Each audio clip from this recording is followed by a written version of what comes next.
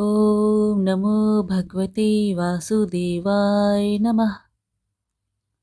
महाभारत काल की बात है कि एक बार धर्मराज युधिष्ठिर ने भगवान श्री कृष्ण से कहा, हे त्रिलोकीनाथ, मैंने ज्येष्ठ माह के शुक्ल पक्ष की निर्जला एकादशी की कथा सुनी। अब आप कृपा करके आषाढ़ माह की कृष्ण पक्ष की एकादशी की कथा सुनाइए। इस एकादशी का नाम तथा महात्म्य क्या है, सो अब मुझे विस्तार पूर्वक बताएं। श्री कृष्ण ने कहा, हे पांडुपुत्र, आषाढ़ माह के कृष्ण पक्ष की एकादशी का नाम योगिनी एकादशी है। इसके व्रत से सभी पाप नष्ट हो जाते हैं। यह व्रत इस लोक में भोग तथा परलोक में मुक्ति देने वाला है। हे धर्मराज, यह एकादशी तीनों लोकों में प्रसिद्ध है। इसके व्रत से सभी पाप नष्ट हो जाते हैं।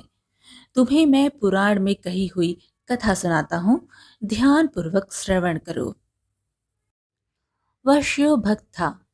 उनका हेममाली नामक एक यक्ष सेवक था, जो पूजा के लिए फूल लाया करता था।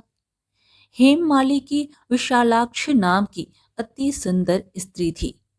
एक दिन वह मानसरोवर से पुष्प लेकर आया, किंतु कामासक्त होने के कारण पुष्पों को रखकर अपनी स्त्री के साथ रमण करने लगा। इस भोग विलास में दोपहर हो गई। हेममाली की राह देखते देखते जब राजा कुबेर को दोपहर हो गई, तो उसने क्रोधपूर्वक अपने सेवकों को आज्ञा दी कि तुम लोग जाकर पता लगाओ कि हेममाली अभी तक पुष्प लेकर क्यों नहीं आया। जब सेवकों ने उसका पता लगा लिया, तो राजा के पास जाकर बताया, हे राजन, वह हेममाली अपनी स्त्री के साथ रमण कर रहा है। इस बात को सुन राजा कुबेर ने हेममाली को बुलाने की आज्ञा दी। डर से कांपता हुआ हेममाली राजा के सामने उपस्थित हुआ। उसे देखकर कुबेर को अत्यंत क्रोध आया और उसके होंठ फड़फड़ाने लगे। राजा ने कहा, अरे अधर्म, तूने मेरे परम पूजनीय देवों के भी देव भगवान शिव जी का अपमान किया है। मैं तुझे श्राप देता हूँ कि तू स्त्री के वियोग में तड़प दे और मृत्यु लोक में जाकर कोढ़ी का जीवन व्यतीत करे।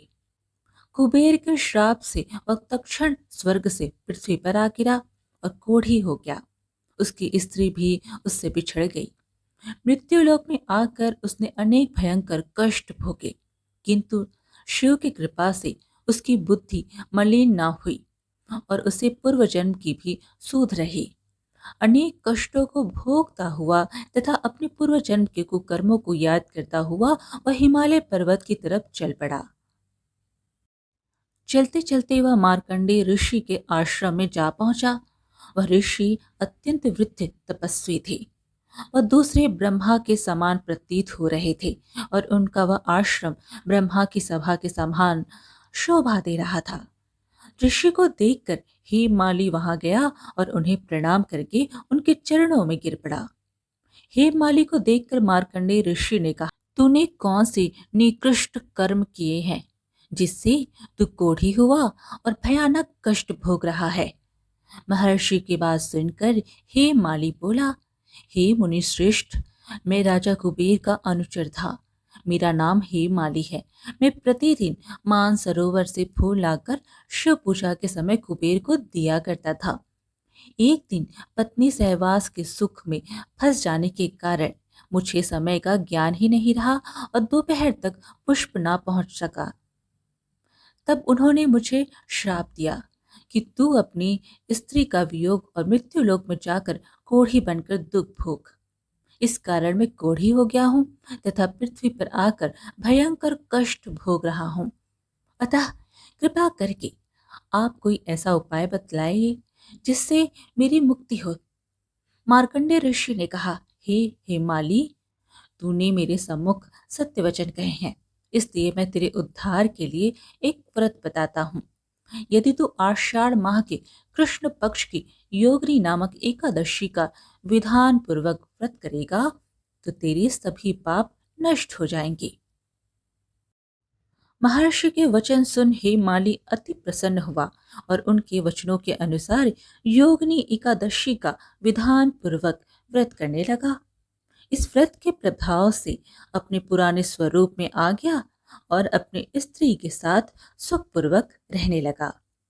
भगवान श्री कृष्ण ने कहा, हे राजन, इस योगिनी एकादशी की कथा का फल 88,000 ब्राह्मणों को भोजन कराने के बराबर है।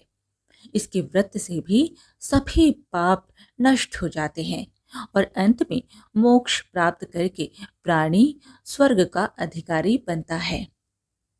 बोलिए श्री नारायण भगवान की जय। एकादशी माता की जय। योगिनी एकादशी की कथा यहीं समाप्त हुई। आज की कथा पसंद आए तो कमेंट बॉक्स में जय श्री नारायण जरूर लिखें और साथ ही ऐसी धार्मिक कथाएं सुनने के लिए हमारे चैनल को सब्सक्राइब कर लीजिएगा। धन्यवाद।